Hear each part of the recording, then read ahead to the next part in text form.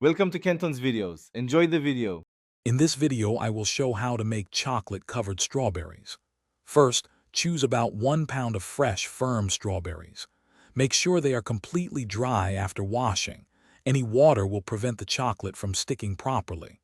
Prepare your workspace with parchment paper and have your chosen chocolate, around 10 ounces, ready to melt. This initial preparation is key for a smooth process and delicious results. Now, let's melt the chocolate.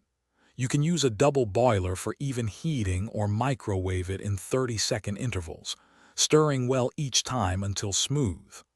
Hold each strawberry by its stem and dip it into the melted chocolate, covering about 2/3 of the berry. Gently twist and lift, letting any extra chocolate drip back into the bowl before placing it on parchment paper. This is where you can get creative. While the chocolate is still wet, you can drizzle on a contrasting color of melted chocolate or sprinkle on some colorful sprinkles.